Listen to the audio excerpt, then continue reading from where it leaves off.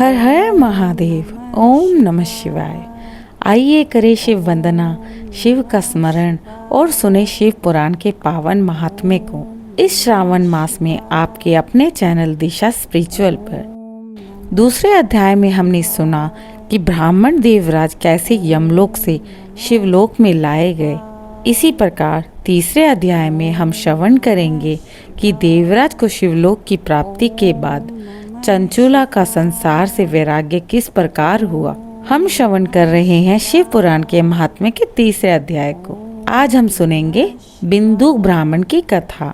यहाँ श्री सूत जी शौनक जी से कहते हैं कि शौनक सुनो, मैं तुम्हारे सामने एक अन्य गोपनीय कथा का उल्लेख करता हूँ, क्योंकि तुम शिव भक्तों में से श्रेष्ठ हो। समुद्र के पास एक क्षेत्र में एक प्रदेश में वाशकाल नामक गांव था, जहां वैदिक धर्म से विमुख महापापी मनुष्य रहते थे। वे सभी दुष्ट प्रवृत्ति के थे। उनका मन अधर्म और भोगों में ही लगा रहता है। वे देवी देवताओं एवं भाग्य को कभी नहीं मानते थे। वे सभी कुटिल तरीके के हैं। वे किसान हैं और विभिन्न प्रकार के अस्त्र शस्त्र रखते हैं। वे मोह विषाद में ही रहते हैं। वे इस बात से अन्यथा अनजान हैं कि ज्ञान, वैराग्य तथा धर्म ही मनुष्य के लिए परम पुरुषार्थ माना गया है। जो इन्हें नहीं मानता वे सभी पशु बुद्धि के होते हैं। वहाँ अन्य समुदाय के लोग भी उन्हीं की तरह कुविचार रखने वाले, धर्म से विमुख हैं। वे नित्य कुकर्म में लगे रहते हैं एवं सदा भोग विलास में डूबे रहते हैं। वहाँ की स्त्रियां भी कुस्वभाव वाली हैं, निरंकुश पाप में डूबी, कुटिल विचारों वाली और व्याभिचारिणी हैं। वे सभी सद्व्यवहार तथा सदाचार से शून्य हैं। वहाँ सिर्फ दुष्टों का निवास है। वाशकाल नामक गांव में बिंदु नाम का एक ब्राह्मण भी रहता था। वह अधर्मी, दुरात्मा और महापापी था, मगर उसकी स्त्री चंचूला वह बहुत ही सुंदर, सदा धर्म का पालन करने वाली स्त्री थी। परंतु बिंदु वैश्यागामी प्रवृत्ति का था। लगातार कुकर्म करते हुए समय बीतता चला गया। उसकी स्त्री पीड़ित होने पर भी सब धर्मनाश के भय से सब कुछ सहकर भी धर्म भ्रष्ट नहीं हुई, लेकिन आगे चलकर वह भी दुराचारी पति के आचरण में दुराचारिणी बन गई और अपने धर्म से विमुख हो गई। इस तरह दुराचार में डूबे हुए उन पति पत्नी का बहुत सा समय और जीवन व्यर्थ बीत गया। वैश्यागामी दूषित बुद्धि वाले वह दुष्ट ब्राह्मण बिंदु मृत्यु को प्राप्त हुआ और वह नरक में चला गया। बहुत दिनों तक नरक के दुखों को भोग कर वह मूढ़ बुद्धि पापी विंध्य पर्वत पर भयंकर पिशाच के रूप में प्रकट हुआ। वहीं उस दुराचारी बिंदु के मर जाने पर उसकी पत्नी चंचूला बहुत समय तक पुत्रों के साथ अपने घर में ही रहती थी। पति की मृत्यु के बाद वह भी अपने धर्म से गिर गई। सती कितनी भी बड़ी विपत्ति में क्यों ना हो, अपने धर्म का पालन करना कभी नहीं छोड़ती। यही तो तप कहलाता है। तप कितना भी कठिन क्यों ना हो, लेकिन इसका फल मीठा प्राप्त होता है। मनुष्य इस सत्य को नहीं जानता, इसलिए वह मनुष्य इन विषयों के विष फल का भोग करता है।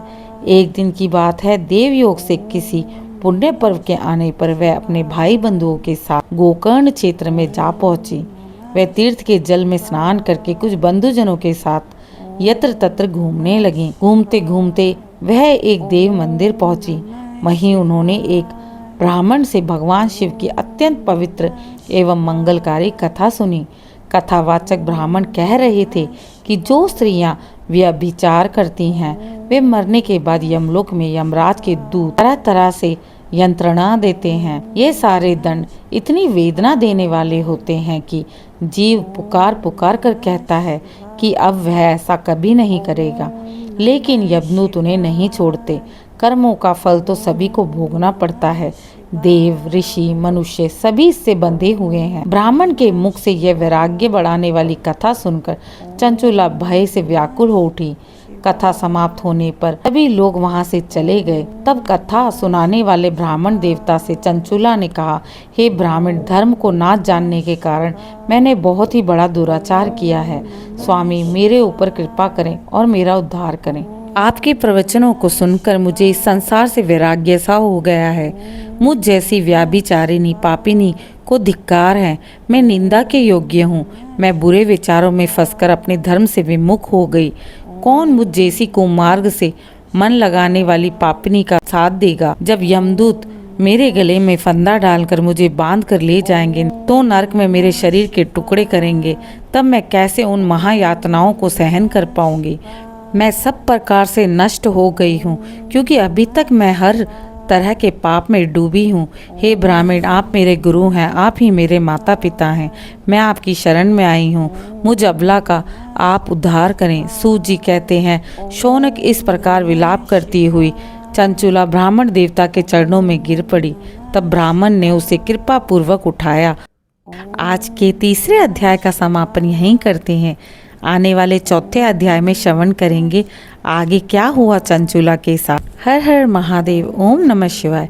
इसी प्रकार की आध्यात्मिक और कथा कहानियों को सुनने के लिए दिशा स्पिरिचुअल को लाइक, शेयर और सब्सक्राइब करें और कमेंट में ओम नमः शिवाय जरूर लिखें।